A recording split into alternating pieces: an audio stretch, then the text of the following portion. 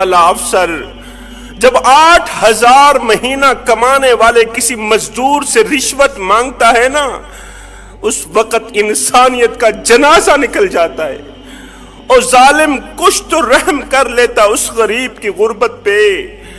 وہ غریب بوڑھا باپ جو کڑکتی دھوپ میں تتی ریت کے اوپر بوڑھی کمر پہ بوریاں لاد لاد کے دن رات ایک کر کے اوور ٹائم لگا رہا ہے، 6 بچوں کے لیے روزی روٹی کا بندوبست کر رہا ہے، اور نادان اور ظالم ایسے غریب مزدور سے رشوت مانگتے ہوئے تجھے شرم نہ آئی؟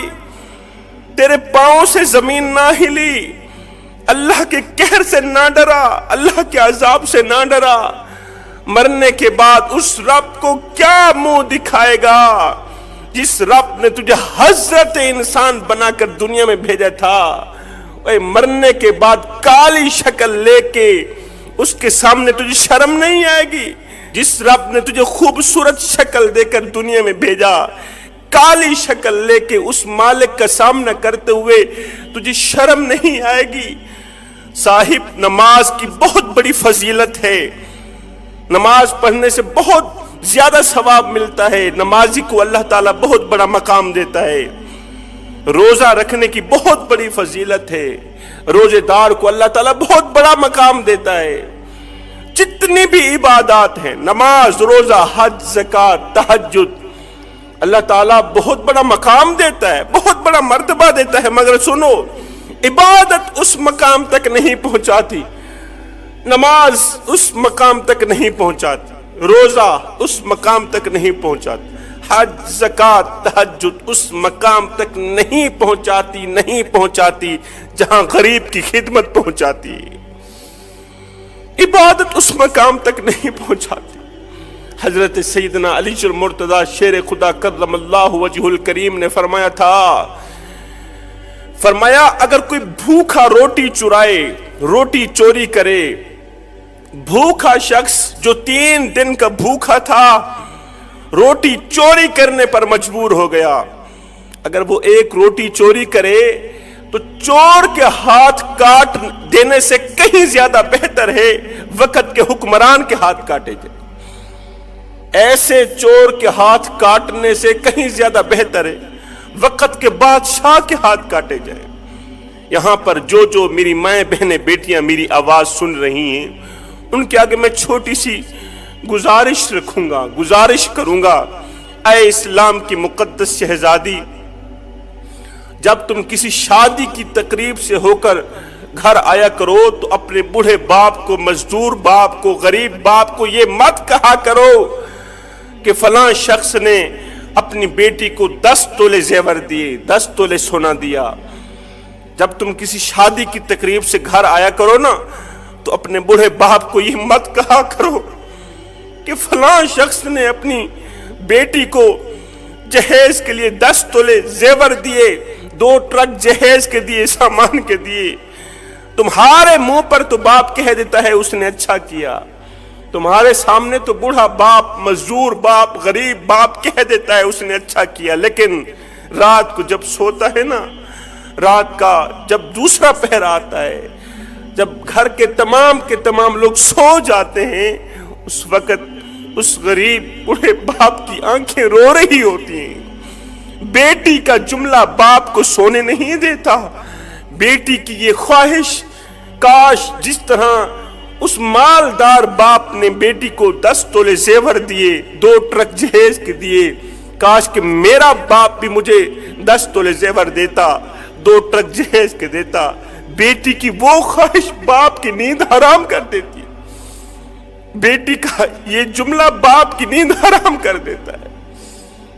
پھر ساری رات باپ کی روتے ہوئے گزرتی ہے، آنکھوں سے نیر بہاتے ہوئے گزرتی ہے، آنسو بہاتے ہوئے گزرتی ہے۔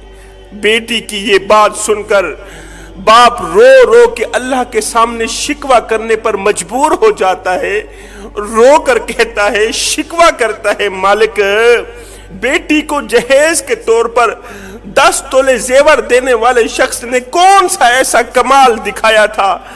جہیز کے طور پر 2 ٹرک سامان کے دینے والے شخص نے، باپ نے کون سی ایسی نیکی کی تھی, کون سی ایسی خوبی کر دکھائی تھی کہ تو نے اسے مالا مال کر دیا. مالک میں نے تیرا کیا بگاڑا تھا کہ تو نے مجھے اتنا بھی نہ دیا کہ میں اپنی رخصت ہونے والی بیٹی کو ایک 4 پئی تو دے سکوں, رخصت ہونے والی بیٹی کو ایک 4 پئی تو دے سکوں. میرے اندر اتنی ہمت نہیں, میرے اندر اتنی طاقت نہیں, میں تو غریب ہوں. وہ بڑا باپ جو کڑکتی دھوپ میں تتی ریت کے اوپر کھڑے بوڑھی کمر پہ بوریاں لاد لاد کے دن رات ایک کر کے 1000 روپے شام کو کما کے آتا ہے, بچوں کے لیے روٹی کا بندوبست کرے یا بیٹی کو جہیز دے. بخار آتا ہے, غریب بڑھا باپ دوائی نہیں لیتا, پیناڈول کی ایک گولی نہیں لیتا, کیا کرے؟ اولاد کو روٹی کھلائے یا دوائی لے, بیٹی کو جہیز دے یا اپنی دوائی لے. آئے اس جہیز جیسی لعنت نے میرے خوبصورت معاشرے کو گندا کر دیا. آپ دیکھتے نہیں ہیں ہمارے معاشرے میں جب کسی کی بیٹی کی شادی ہوتی ہے تو بیٹی والے بیٹی کا جہیز 4 پہیوں پہ بچھا دیتے ہیں, پھر محلے میں آواز لگاتے ہیں دوسری بچیوں کو, دوسری عورتوں کو, بچیوں آؤ ہماری بچی کا جہیز دیکھ لو. آپ دیکھتے نہیں ہیں ہمارے گاؤں میں یہ رواج ہے, جب گاؤں کی کسی بیٹی کی شادی ہوتی ہے تو اس کے جہیز کو 4 پہیوں پہ بچھایا جاتا ہے. 4 پہیوں پہ بچھا کے دوسری بچیوں کو آواز دی جاتی ہے, بچیوں آؤ ہماری بچی کا جہیز دیکھ لو, بچیوں آؤ ہماری بچی کا جہیز دیکھ لو. میں نے کہا نادانو, تم نے جہیز دیا تو اپنی بیٹی کو, لیکن یہ کسی کو بھی خیال نہ آیا کہ جو بچیاں تمہاری بچی کا جہیز دیکھنے آئی ہیں, جو بچیاں تیری بیٹی کا جہیز دیکھنے آئی ہیں, ان بچیوں میں سے لاوارث بچی بھی موجود ہے, ان بچیوں میں سے یتیم بچی بھی موجود ہے, ان بچیوں میں سے اس غریب بوڑھے باپ کی بچی موجود ہے جو غریب بوڑھا باپ دن رات ایک کر کے اوور ٹائم لگا کے نہ دن دیکھتا ہے نہ رات دیکھتا ہے, نہ سردی دیکھتا ہے نہ گرمی دیکھتا ہے, نہ بھوک دیکھتا ہے نہ پیاس دیکھتا ہے. وہ بیٹی کے لیے روٹی کا بندوبست کرے یا اس کے جہیز کا بندوبست کرے. خدا را کچھ تو رحم کرو, کریم آقا کی غریب امت کو جینے دو. وہ غریب جس کو میرے کریم نبی نے فرمایا تھا او میرے غریب میری امت میں سر اٹھا اٹھا کے چلنا, غریب میری امت میں سر اٹھا اٹھا کے چلنا ہے. جس غریب کو میرے نبی نے فرمایا تھا میری امت میں سر اٹھا اٹھا کے چلنا, ہم نے اس غریب کا ستیہ ناش کر دیا, ہم نے اس غریب کا جینا حرام کر دیا, جینا محال کر دیا. وہ غریب موت مانگنے پر مجبور ہو گیا. ہم نے اپنی دولت کی نمائش اس طرح کی, ہم نے پیسوں کی نمائش اس طرح کی کہ غریب موت مانگنے پہ مجبور ہو گیا. مالک تیری مخلوق مجھے جینے نہیں دیتی, ہاتھ جوڑ کے عرضی کر رہا ہوں میرے بھائیوں, اس جہیز جیسی لعنت کو ختم کرو. یہاں پر میں آقا کریم علیہ السلام کا ایک رلا دینے والا فرمان سنانا چاہوں گا, ضروری سمجھوں گا. میرے کریم نبی نے فرمایا تھا او صحابہ جی یا رسول اللہ صلی اللہ علیہ وسلم, میرے نبی نے فرمایا کسی یتیم بچے کے سامنے اپنے بچے سے پیار نہ کرنا, اس سے یتیم کا دل دکھے گا, یتیم کو مرا ہوا باپ یاد آئے گا. او صحابہ کسی بیوہ عورت کے سامنے اپنی بیوی سے پیار نہ کرنا, اس سے بیوہ عورت کا دل دکھے گا. فرمایا او صحابہ کسی غریب انسان کے سامنے اپنی دولت کی نمائش نہ کرنا, اس سے غریب کا دل دکھے گا, غریب اللہ کے سامنے شکوہ کرنے پہ مجبور ہو جائے گا.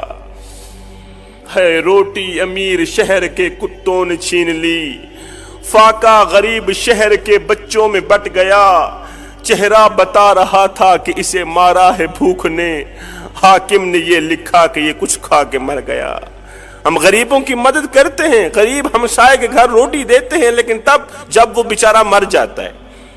آپ دیکھتے نہیں ہمارے محلے میں جب کوئی فوتگی ہو جاتی ہے, جب کوئی مر جاتا ہے تو پھر ہم سارے محلے والے مل کر اس مرنے والے کے گھر پوری فیملی کے لیے کھانا پہنچاتے، پوری فیملی کے لیے کھانا پہنچاتے۔ میں نے کہا ہونا دانو، مرنے والا روٹی روٹی کرتا مر گیا، مرنے والا 3 دن کا بھوکا تھا، آخر مر گیا۔ روٹی کھلاتے تو اسی مرنے والے کو کھلاتے، آج اس کے مرنے کے بعد تمہاری دی روٹی کس کام کی؟ کسی عورت نے کہا حضرت کوئی ایسا وظیفہ ہے جس کے پڑھنے سے اللہ تعالیٰ جلد از جلد سنبھال لے، کوئی ایسا وظیفہ بتاؤ کہ اللہ تعالیٰ مجھے موت دے دے۔ میں نے کہا بہن یہ کیا کر رہی ہے؟